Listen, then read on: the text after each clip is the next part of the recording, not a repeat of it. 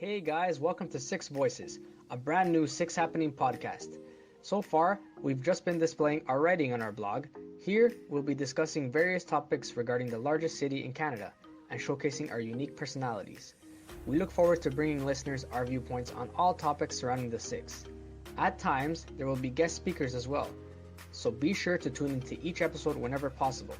Looking forward to bringing you guys nothing but the best 6ixhappening content for years to come.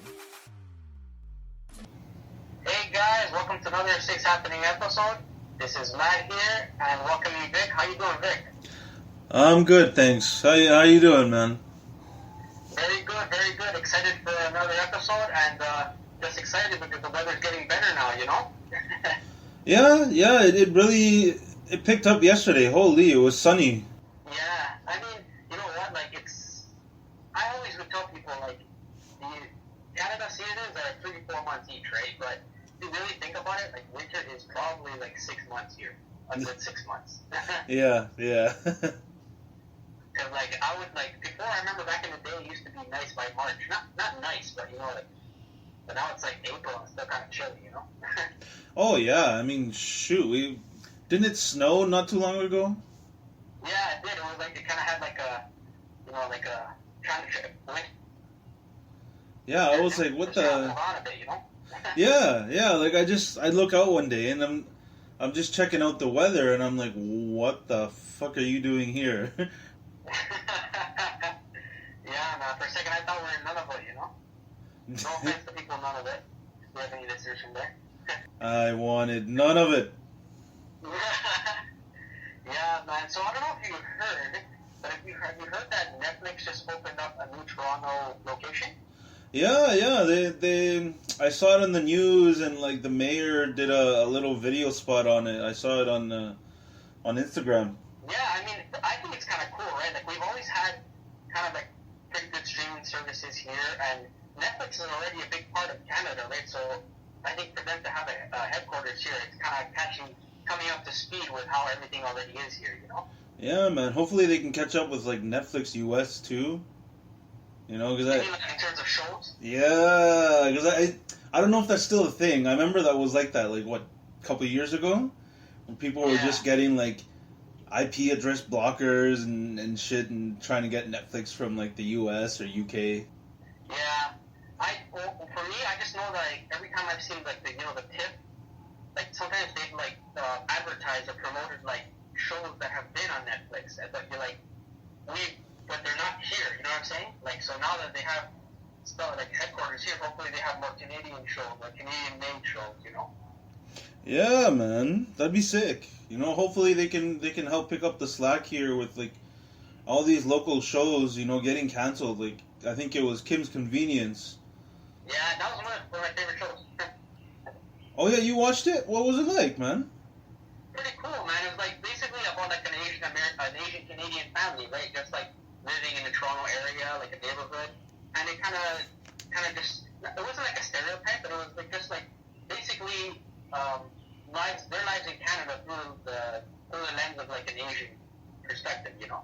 Ah, okay. And with a little bit of comedy to it, they had some comedy in the show also. All right. I'll check it out. Yeah. Yeah, man. No, but honestly, I'm just happy because in the article, I was reading some article about it. With Netflix coming here, it means that there's going to be more companies and businesses coming here because they see Netflix, you know? So it'll be if they can set up a shop there, why can't we, you know? Attracts more business. Yeah. So not bad. And I kind of think that in a way, because think about it, what I think would be cool with that is just we have so many different kind of nice looking neighborhoods. Imagine a Netflix show based in the Kensington Market area. That'd be pretty cool, yeah. Just the way everything is there, it'd be pretty cool. So I can't wait for that. That'll be Canadian version 2.5 Dudes. Yeah, dude, I used to love that show, man. You're talking about 2.5 Men, no? Yeah. I used to love that show, man, before he got all crazy and at the end of it, but but yeah. Shout out to Charlie Sheen, man. That guy is, one of a kind legend. Oh yeah, he's the OG, man, They tried to get Ashton Kutcher, but it wasn't the same. He made drugs popular when it wasn't a thing, you know? Side note, we do not condone drugs, so. but yeah. No, but you know what? I was going to say. So, like they're wrapping up on the Toronto enforcement, like the charges laid on the gatherings. What do you think of that? I think I kind of may have dodged a bullet. Oh my gosh.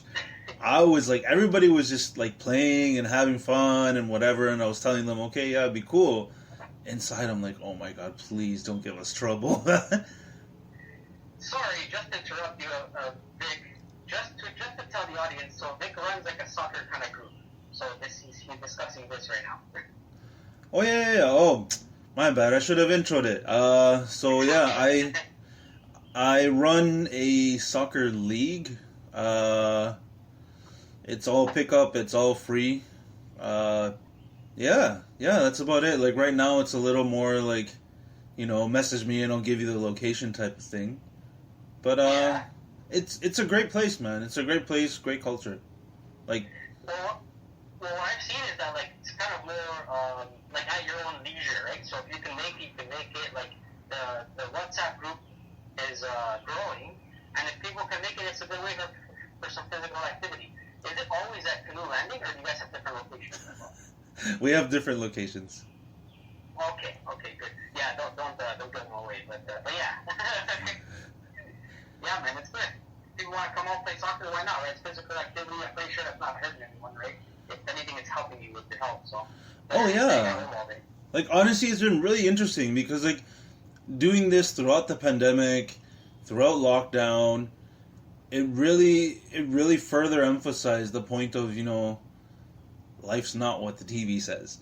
But it's like, it's just so different. It's almost like it just feels a little like, I don't know, like otherworldly, I guess, right? It's just like, everybody else is doing their thing, whatever, and I'm here just like running ball, right?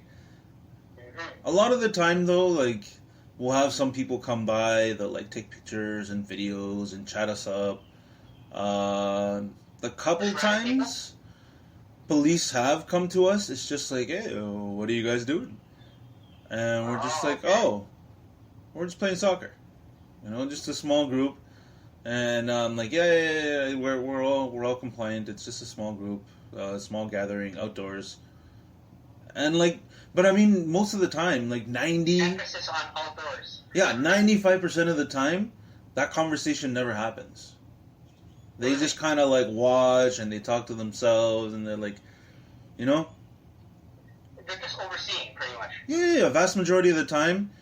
Because like, I do make it as compliant as I can, I got some training cones to space out the areas.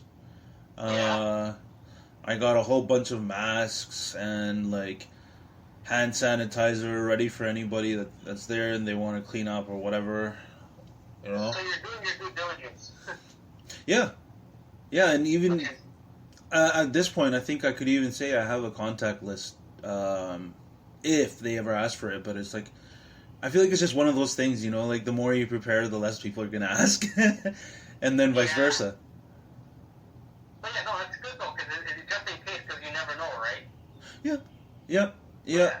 And like, it was such a test yesterday. I was there for 4 hours, and and I had 42 people playing. I had to use like two different spaces, and put 6 feet between them and between other people. It was just like, it was a little mad, but it was nice. Did it affect the play at all or no? No. The field's huge down there. Yeah. So you guys were good. Yeah. It was a real big test because I've never had a big show out like that. Because I was supposed to have 20 people, but then 20 more showed up. So I'm just like, because it's so weird. It was almost like people kind of saw from like their balconies or whatever, Like, one or two of them were like, yeah, I live just right there, and I saw people coming here, and I'm just like, oh, shit, I didn't take that into account. You know? The whole, I also realized, too, what? A lot of these gatherings and stuff like that, like, you really have no control of, like, what other people are going to do, right? So if you're having a gathering or whatever, right, I'm talking indoor or outdoor, how can you really stop if someone's going to be like, oh, yo, I just see this, and 911 or police, you know what I'm saying? Yeah, yeah. Like, we don't know who's going to do what. Yeah, that's what I tell everybody. Just, like, relax, but don't look for trouble, right? Yeah. And that's it. Like, if they say hi, just say hi back. Are you saying, like, draw attention to yourselves, or, like, is that what you mean? Oh, no, just don't have an attitude problem, right? Ah, okay. If they question you. Yeah. Yeah, that makes sense. Because someone probably might question you, and if you give attitude, it kind of they might react in a negative way towards you guys. Oh yeah, it always does the opposite effect. Whenever somebody's talking to like police or just people in general, you know, when you're like rude or whatever to them, and it's just like, no. Yeah, and bad. So yeah, I mean, it's all. I don't know. Just to tell a little story. It all started. We were just playing on random fields using like shoes and backpacks for nets. Yeah. And then more and more people started showing up. So I reached out to some people, friends of mine in the soccer community, and I was able to get a donation of a couple nets. You know, just like some futsal nets, but they're metal and they fold. So it's like That's excellent. Yeah, man. It's just something a little nice, you know, to have instead of, oh, you know, I can't shoot on actual nets. Yeah. No, but it's kind of nice, right? Like, if you're having nets, like even the people playing feel a little bit better, right? You actually feel like you're playing an actual soccer game. Oh, they love it, Not man. just a schoolyard or something. Yeah, it's those metal futsal size nets. I reckon they're about 4 by 6 feet. How are you guys like transporting them? Is someone bringing them by car or? Oh, I bring them. I just have this big old duffel bag. You take it apart, you're saying? Yeah. Ah, okay. I was gonna say, how you bring that whole net on the PVC? Oh, no. I was glad I could take it apart and put it in a bag, because, like, I have one that's similar to that. They're those pop-out nets. They're pretty strong, but their case is so long. It's like the length of, like, a hockey bag. Wow. But, yeah, man. Are they hard nets? So it's like metal, right, you said? Yeah. Okay. Can people get hurt on it, or no? No, if anything, they bang up the nets, man, because they see it and they get excited, like, oh, I want to do top corner. Turn into Ronaldo and Messi. I'm like, oh man, there's a guy, he calls himself Ronaldo, and he brings a Ronaldo jersey, and whenever he scores, he does the Ronaldo celebration. That's awesome. It's nice to have characters, you know? Yeah, man, that's what I like, and like, it was kind of something I've been thinking about for a long time. It's like, there's gotta be a way to run ball without having to like gouge people for money, right? Yeah. Because like, if anything, you're more popular just because of the fact that you're looking at that kind of element. Because a lot of people, when they do start these things, they'll start it with like with the point of trying to make money, you know, from it. You know what I'm saying? And then it gets less about the experience and more about what you get from people. Oh, that's exactly what taints it, man.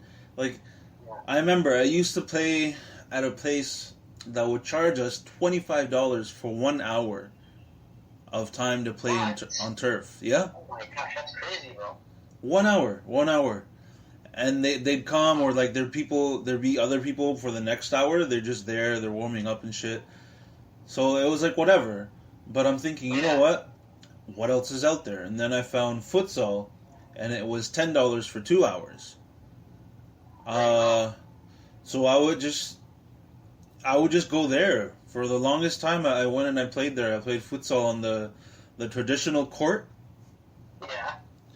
It was awesome, man. It was awesome. It was like playing, like, freaking, I don't know, man, ball hockey with the tackles. Yeah. No, man, I have so much memories of that, playing, like, with the little tennis ball back in school days. Yeah. Like kicking the tennis ball with, like, somebody in the net using their jacket as a goalie. You know what I'm saying? Like, oh, yeah. Oh, man, it was so weird for me because I remember I just stepped in because somebody was short and like their teammate wasn't there yet. Yeah. And so I just kind of filled in for them, and they were playing with gear, man. They had like shin pads, like jerseys, gloves, and I had to wear the helmet and the pads. Yeah. Right? Well, So but yeah, man, like I was gonna say, so you see that one where they'll charge me like $25 an hour or whatever? Like I wonder how they're doing now, right? Because I'm pretty sure someone charging like that is not gonna keep people coming back, you know? oh, they still have people. That's a lot. These people are getting ripped off though. That's the thing, man. It's like that's why I'm doing this for free, because it seems like here in Canada, soccer or football is not very popular. No, not like hockey. But it is becoming, if not, it already is a sport of the elites. You know, like people that are like wealthy, they don't give a shit about $25, right? Those are the people, like, they love to play, and they don't care as long as it's like something decent. Yeah. Where they can go and they can, yeah.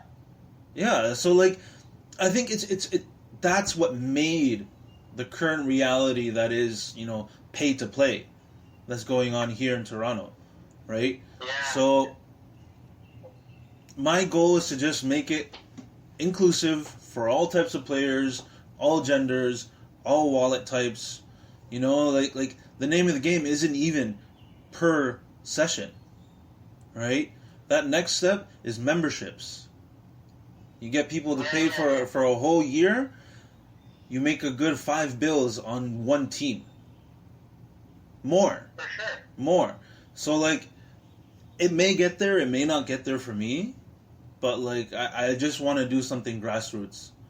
You know, do football, do futsal, both at the same time, like make it part of the community, like it is in South America, like it is in Europe, where they have courts, they have places there, ready. Anybody can just walk in and use them, right? Oh yeah, back home, bro. Like, you know, South America, or Chile, or Brazil, like those kind of places. Like, you go down, there's people playing it on like probably different street corners, like you see here with basketball.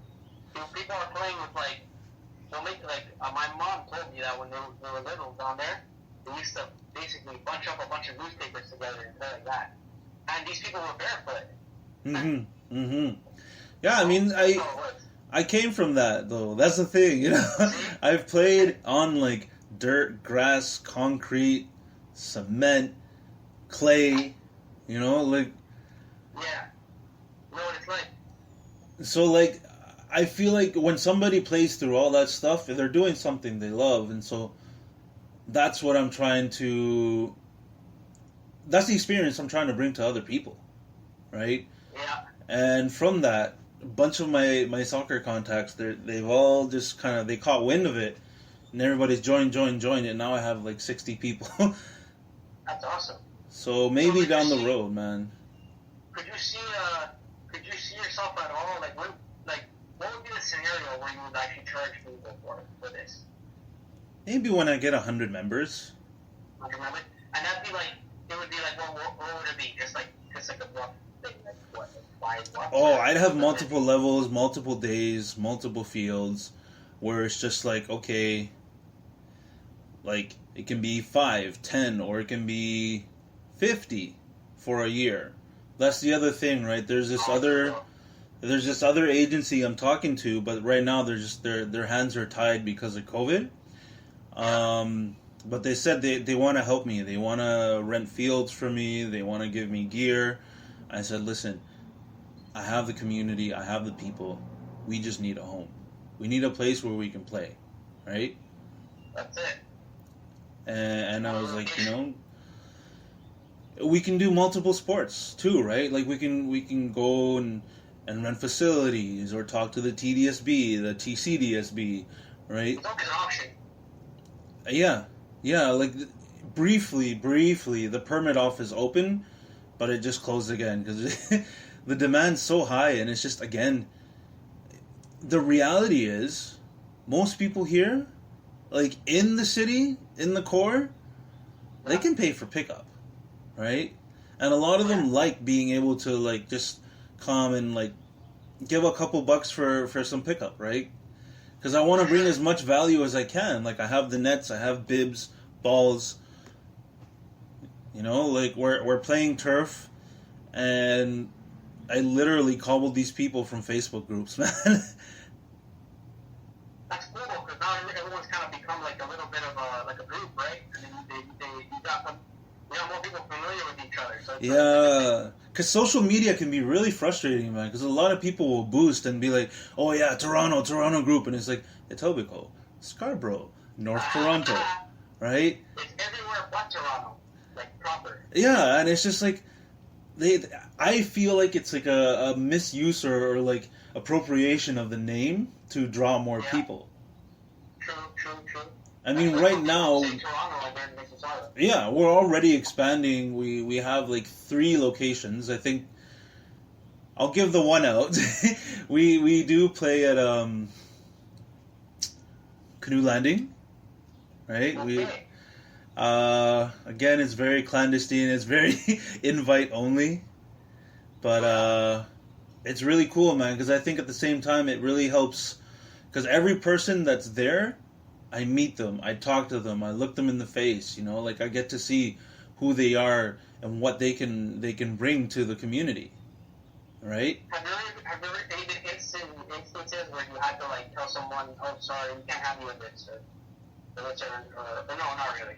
Most of the time, there are people that get like rowdy and they get a little angry, so they play rough, and I'll just be like, "Yo, you need to chill, all right? If you need a minute, take a minute." But just like talk to them real quick, just like especially during a game, you can't de-escalate. Your adrenaline's running, you're sprinting, you're trying to like get to that next ball, you know? So it's like just physiologically and psychologically, the people are different. You know, they're in flow. So I rarely kick people out, and it seems to work so far, right? Because a lot of times there will be stronger personalities. They're gonna try and like bring their friends and take over, and I'll just be like, "Hi, my name is Victor. I have this group here. Would you guys like to join us?" Right? Yeah. Because it's That's like, good though. yeah. I mean, people, like, it's like I was going to say, like, the more people that there are, the more personalities you're going to have to deal with. So that's normal. You know, we have most of the people good, but there's going to be once in a while people like that. That's a normal thing. Oh, yeah. And, like, the thing is, I get to see the whole world, man. Because, like, for me, that's the power of the sport, man. It just unites people from all around, you know? Like from Saudi Arabia, Mexico, you know, Ecuador, Brazil, Portugal, Spain, on and on and on. And Don't forget, bro, we're the most multicultural city in the world. yeah, and it shows, just because, like, I haven't yet turned anybody down. So that's something I want to keep that way. Like, a couple speed bumps are people that are more like, "Oh, we want to have our group, just ourselves. Oh, if you're late, then you gotta wait. You don't play." I'm like, get out. Yeah, no. Take a break. It's like, no, where am I going? Then just drop it, right? Because like, for me, I'm not about that, man. And another friend of mine that was there, he was a lot less polite. You just told him, "Yo, shut the fuck up." Oh, sometimes a good that, I won't say it again, is needed. Oh yeah, you know, don't worry, man. I have it set on explicit. No, but no, I hear what you're saying, and you know, people get it, right? Like, as long as I think at the end of the day, it comes down to people like, you know, respecting each other, right? And then that's it. Yeah. Yeah, I mean, it does take a lot of, like, running around and reminding people, and sometimes being, like, referee / convener / mediator, you know? Yeah, you're a multitasker.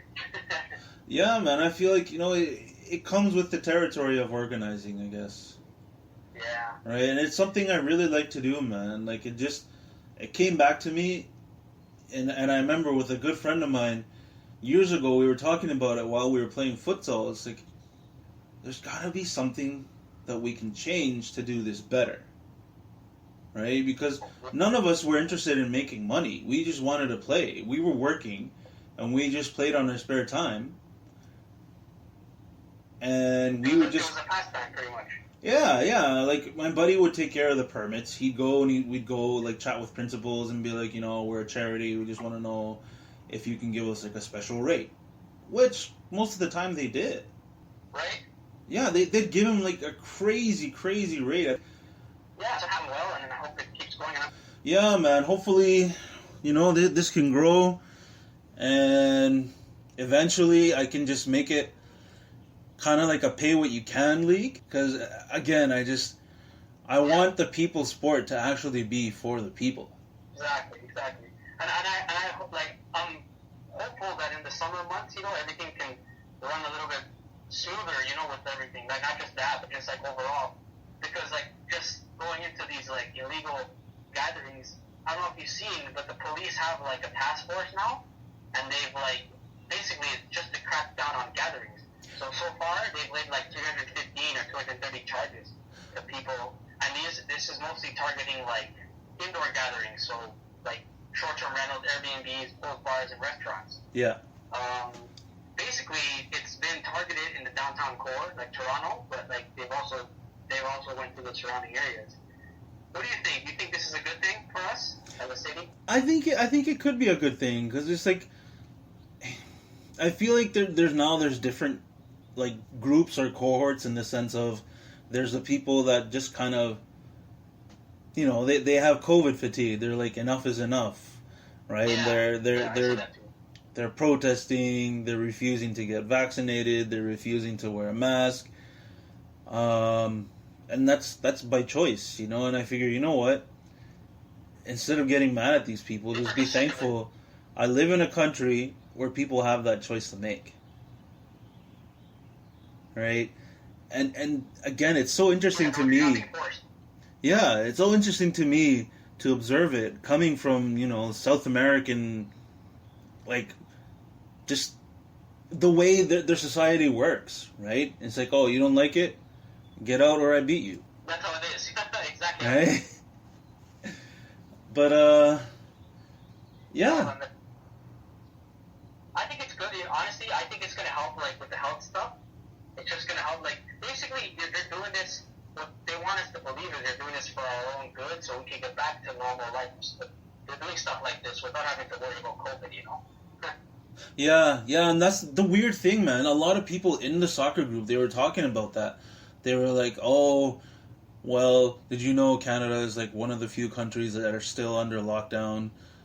And it was just like a debate that started kind of casually there, and it was perfect, because it was brief, and nobody got, like, too deep into it. Right? People just chat. They chat, like, statistics. They chat, certain countries, they're ahead of us for vaccination compliance. Certain countries are already opened up. But it's like, you know what? I really think just because the way Canada is set up, I don't think it ever would have been able to, like, have that kind of response, right? Because there's too many people that, because of their different opinion, they're going to do something different, right? Yeah, regardless of what the government says. So there's a lot of people like that here, and it's just like, you know what? They're there. And that's it. And they have a right to do that, right? And I guess that's why it's such a gray area, where it's like what would annoy or, like, trigger other people.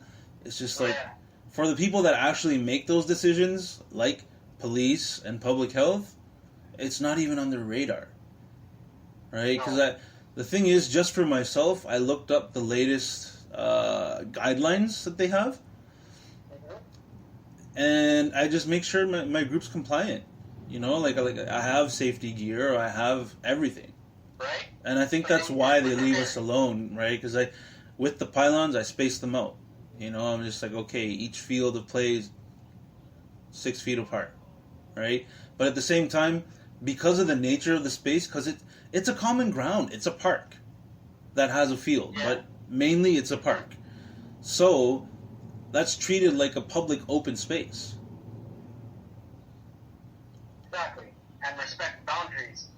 Yeah, and like everybody like has their own square. Everything like everybody has space, and people go there. They work out. You know, they play smash ball or whatever, spike ball. You ever seen those people in fields with like the little trampoline and the little ball that they slap on it? I actually did see that when I came down there to visit to check it out. Yeah, I did. I saw people doing every kind of thing. Yeah, that's the thing, man. Like, it's one of the locations I like, not just because it has the pitch, but it's very sporty. It has the basketball nets. It has a playground. You know, it has the turf pitch. So there, it's a good location. Yeah, you can do a lot there. Plus, I've always found that because of the fact that there's so many people there on the field, the grass field before the pitch, yeah, it's good cover. What can I say? So what do you think of, basically, they're saying that a lot of these, like, crackdowns on large gatherings are, basically, I think they're targeting more so, they don't like really a lot of big outdoor gatherings, but I think it's more indoor gatherings they're targeting. And basically, it's a lot of like illegal parties that are being held, like in Airbnbs or like hidden bars or restaurants.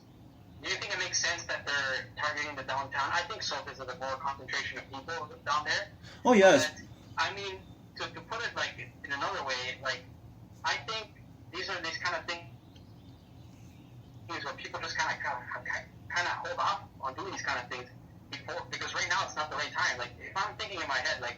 What are we celebrating? What's there to have a party for? It's not like we're out of anything, right? I mean, we can celebrate that summer's coming, but what else, right? Yeah. Yeah. I mean, a lot of people have different angles on it. It could be a celebration. It could be a service. It could be a community health service. It can be a religious gathering, right? Yeah. There's definitely ways around it if you're creative enough, but for now I'm sticking to outdoor and I think that's a safe bet. Field to field, you know, because there's certain places that are really good, like you know, North Toronto. Yeah, the collegiate. Yeah, so over there they have a beautiful field. Someone could easily do a full 11v11 or have multiple smaller games. It's a great place, man. What are you like? Are you referring to like Downsview and Rexdale areas, or like? No. I mean like North Toronto Collegiate, the one near like Eglinton Station. Oh, okay. I thought you meant like North Toronto, like the area. No. I used to play there a lot, but then Cherry Beach would come by. The field at Cherry, actually, it somehow still works. Like, it's honestly, it's like a soccer oasis there, man. Not to mention, it's a good spot to hang out. Like, if you just want to go have like bring a picnic or something, you know? Oh yeah, and these people have legs for days, man. Sometimes there'll be people waiting until the other group's done, and they'll run from like 4 p.m. to sundown. Whoa, you see? And some people even have late night games because they figure out a way to get the lights on. I'm sure you'll see a lot of that in the summertime. Oh yeah. That's why I'm really excited to get to the next step of doing permits, and then after that I'll make it kind of like I was thinking more of like a members club, or just like a club where everybody with their membership fee they buy into the right to vote on changes or certain like decisions, right? Kind of like a socio system, because I feel like that'd be something somebody would want to pay money for. Like, not just to take money, but it's just like value for money, right? Because so many of these leagues, like say one of the cheapest ones I've seen was $200 for one person for one season. Wow. And where's that located? That's the East York Soccer League. Wow. Okay. That's the cheapest league in the city. I mean, it's good. it's good grassroots. I mean, I played in it, right? True. So you think it's a good start? Yeah, I think down the road, like once I pick up more steam and I have more members, then I can start looking into like getting affiliated with like a sporting body or league, right? Yeah. I was thinking maybe even for that, even once you're like a little more established, we could even set up some 6ixhappening events there. Maybe get some 6ixhappening jerseys. That'd be pretty cool. Oh yeah, for sure, man. Like I think once we get like a photographer or something, then they can come and like take pictures and we're 6ixhappening here in the scene with Victor and his group, or just, and then you just kind of take it through the story, like take a couple videos, take a couple pictures. By the way, in case if anyone's wondering or listening out there, 6ixhappening is looking for a team of photographers. So if you know photographers out there that would like to be part of our team, email us. Get in contact with us. For sure. We got 8 minutes. So, as this, I was going to say, so I don't know if you've seen, but in some of the areas in Toronto, there's like very big like rent costs based on the subway station that you're close to. Uh-huh. Did you? So apparently, I'm not sure if you've seen that article, but apparently the most expensive area is like based on like where you, for example, for a 1 and 2 bedroom apartment is Bay Station, and that's at $2,000 and $3,000 respectively. Oh, but isn't that the financial district though? It goes from Victoria Park and Woodbridge. So I was just checking, like for example, my area for a 1 bedroom is $1,600 and for a 2 bedroom $1,900 around, like give or take, right? Yeah. What are you? You're young, pretty much. Yeah, it's gonna be roughly the same because everybody wants to live downtown. I actually yours is a little higher than mine just because it's in the downtown core. Yeah. So it would be like $1,800 for 1, and for a 2 bedroom, it says here roughly around $2,500. Yeah. So what do you think of like basically using like TPC stations to like kind of say average prices for apartments? I think it makes sense, no? Oh yeah, I mean it's an amenity that brings value to the unit and or property, right? Like I don't see why that would not be a thing, considering there are homes that fluctuate greatly in value according to like where they are. Just a couple blocks, like here downtown, say Core, Regent Park, right? St. Jamestown. That's where you're gonna find super close to downtown, super cheap, but it's kind of grimy. I mean, I guess the better way to say it is it has character, right? Yeah. I think it makes sense because, like, let's say if people are new to the city, right? They can kind of just look at the area, like the subway station, what's around that, and like kind of the price, right? So they can kind of compare prices based on an area, like how far things are from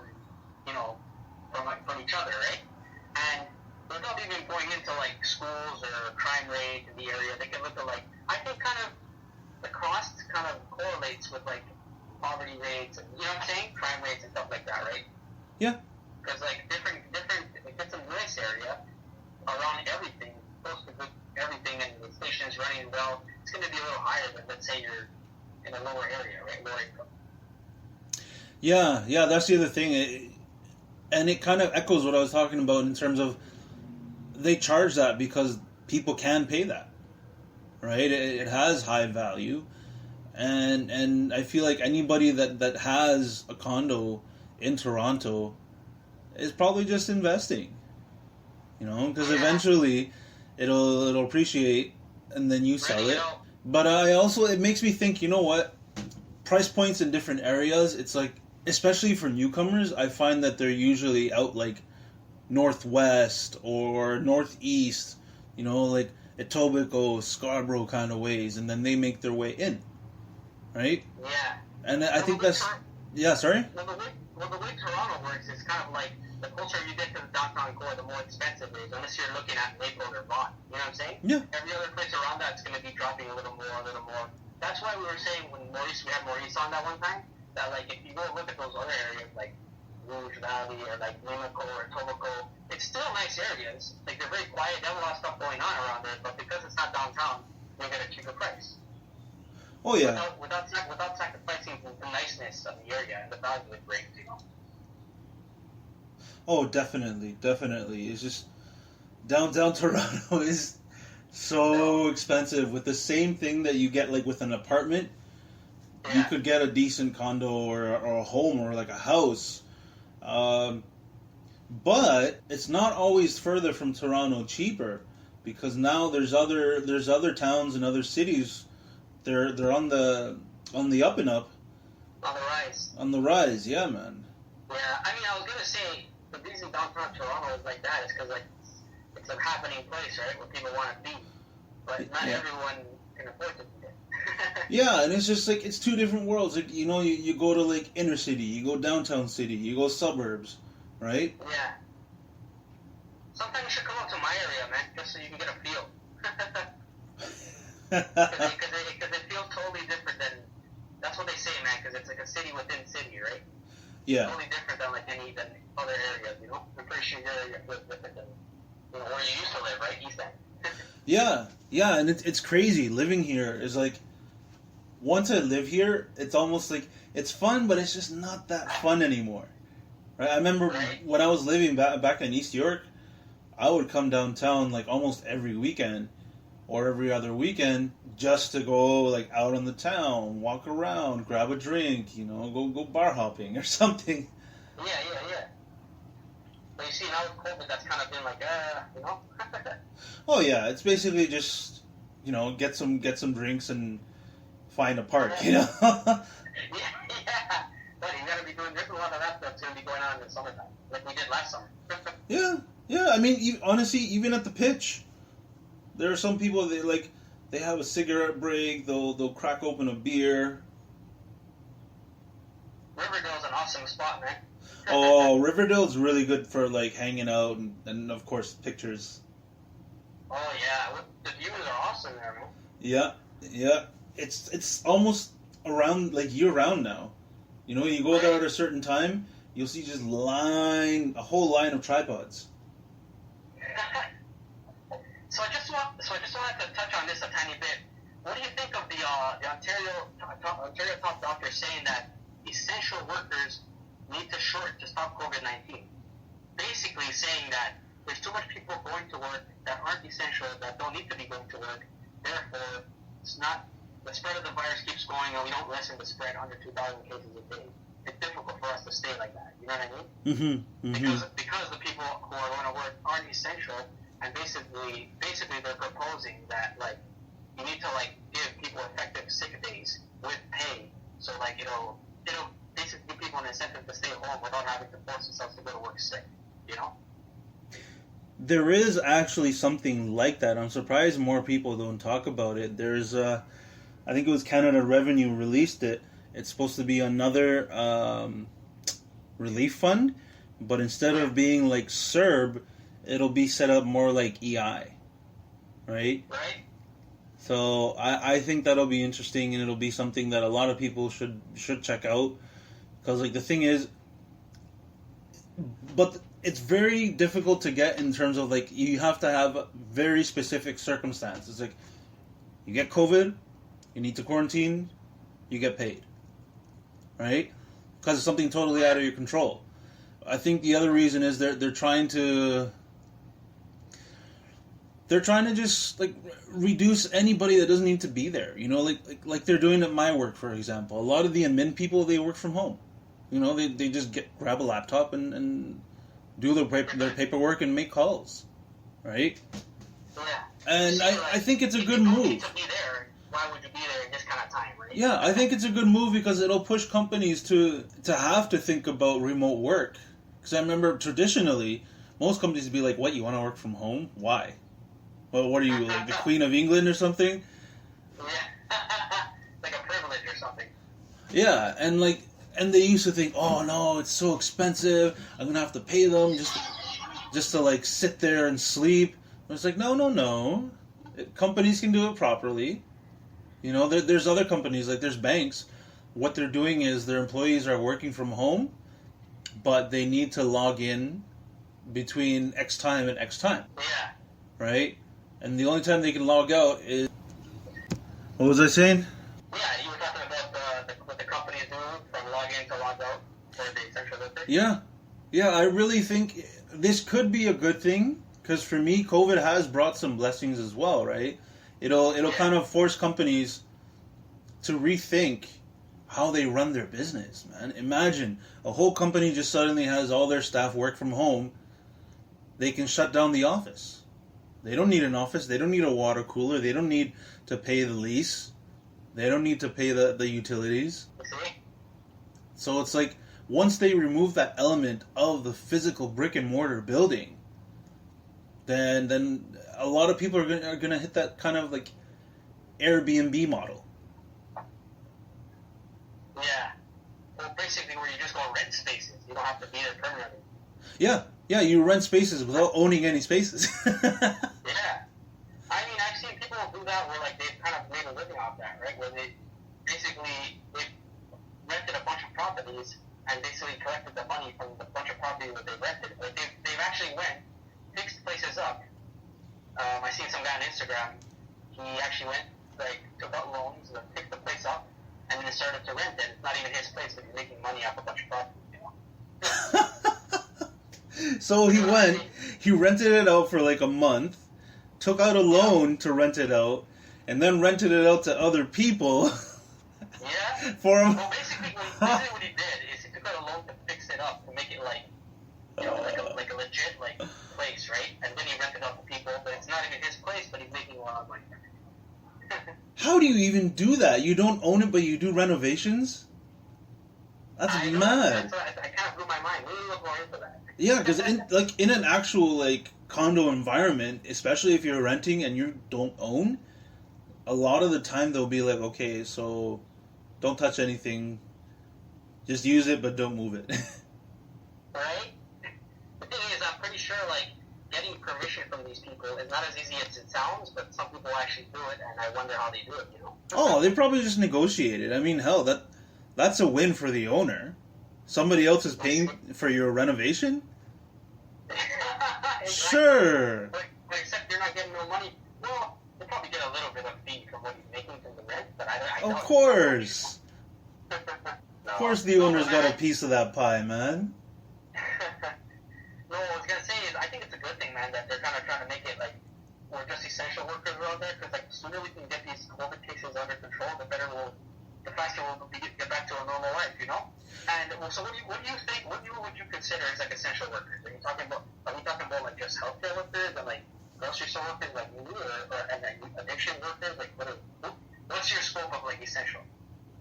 I would say waste removal, nurses, police, firefighters, ambulance workers, Uber workers, drivers. Yeah, they need to be. Like PPC, I guess. Yeah, they already are. That's the thing. I don't know what they're gonna change, because I'm sure you've noticed all these times that there've been protests or whatever or strikes. Yeah. The government has responded by making them an essential worker, which now has become a bit of an ironic title, because most of the time, you're so essential, but I'm not gonna pay you more. Yeah, actually, I think I've seen it more where people are getting offended that they're not considered essential, you know? Like, basically, like, their work doesn't matter, you know? I think, I don't know, I think that's kind of a mistaken way of going about it, because it's like, listen, if you're not essential, I think that also means it's up to them to negotiate what kind of work they can do so they don't have to be there, to reduce their exposure, right? Yeah, exactly. And I know it's a lot less straightforward for people that do have more traditional jobs, because it's just like, well, you know, I can't. There's certain things you can't do on a computer. You know, you can't do a price check from home. You know, You gotta be there. you gotta be there. You gotta physically grab the can and check the price and all that shit, right? Unless they're like, you know, unless we're going into like full AI mode and like automating like this machine moving this can here and the computer expanding it. You know what I'm saying? Oh yeah, there's self-serve. There's self-serve kiosks, man. Dollarama has them. What's it called? I think a couple Food Basics had them, as well as Shoppers Drug Mart. You know? Right? Yeah. And same thing with Loblaws. And it's, honestly, it's picking up. It's really popular. And now it's just like all these old jobs like retail and all that stuff, they may just get taken over by a machine. And you see, basically, like, that's why people shit on my store, like where I am, is because of the fact that, like, we're old school. We still have, like, every cashier taking things across, and some of them aren't open. We're too packed. We can't handle capacity sometimes. You know what I'm saying? And I had another guy tell me the other day, you guys are like 1960s store, man. I should put it up in mall. I was like, okay. I don't think we'll miss you. You know? Yeah, some of those stores have like this burly guy with like a clicker. Yeah. Just counting the people going in and out. Does your store have that? No, man. We're really old school. We have like people standing line by line, getting like you have to go in your line. Like there's no like fast lane, there's no checkout, nothing. You know, there's no like alone checkout or nothing. You know what I'm saying? Yeah. We're old school. Yeah, because I've seen. It's a very small store, so it's like we don't even have. Every time we're at capacity, we're like overwhelmed, you know? Because I've seen a lot of stores all around the city, but I think it's just something they're slowly rolling out, where they have the plastic barriers for like the cashiers. Oh yes, that we have. Actually, that we have. Okay, good. So you guys are protected. That we have, but you'll still see people like going around it, and it's like I can't hear you with this thing in front of me, and they'll go around it and take off their mask. Oh my god. It's like, that's the point of the barrier and the mask. Yeah. Oh man. But no, man, I just think everyone wants to like have a bit of a normal summer. Like I think we're kind of starting to open up. Not yet, but like I think we're the May supposed to open up more cafe POs, like patios. So hopefully that can get going, and we can actually do some beer tasting. Yeah, man. Imagine that, man. After a nice futsal game, have a beer, have a drink. Oh yeah, it's amazing. Like I've not done it yet, just because like I'm too busy like organizing shit. But I mean, It's so nice. I used to run a beer league up in the hangar. Yeah. How do you like that location? Actually, I was gonna ask you about that. Oh, it's so nice. Oh my gosh. Honestly, you have the pitches, you have a ton of machines with like Gatorade and water, no pop. They have a bar in there. Wow. Like a pub. You can get food, you can get drink. Really? I never actually went to that. Oh yeah, dude, the facility's primo, man. What can I say? They have the fields, they have basketball courts. They have futsal courts. Top notch. Yeah. And it's something that I see more and more. Out of the way too. Like I went by it, not inside, but like I know it's a facility out of the way. So it's kind of cool. Like they have a lot of practice space too. Oh yeah, the place is huge. It's basically a freaking system of warehouses they made into a soccer facility, and everybody up there can drive, right? Right. So but that's good. They've also made it good for the people. For the best, Vic, and let's hope that everything is like kind of keeps improving, right? With all of our situations, this COVID situation, and we'll pick it back up next episode for sure. Yeah. Anything else to add, bro? All right. Yeah, I'd like to shout out our website, 6ixhappening.com. Please be sure to check out our merch page and subscribe to us on YouTube. Check us out on Instagram and Facebook as well. And we just recently made a TikTok. Please do check that out as well if you can. Anything you'd like to add, Vic? Oh yeah. I got some shout outs as well, or maybe just one, but there's this new up and coming local YouTuber. She does like fashion stuff, like beauty haul, food haul. She does a bit of modeling too, so you guys might want to check her out. The name of her page on YouTube is Diana Might. Same thing with Instagram. Check out her page. It's pretty cool. Definitely, and make sure that you guys give us some support, and give everyone that we shout out some support. until the next episode, and we'll see you guys soon. All right. Later.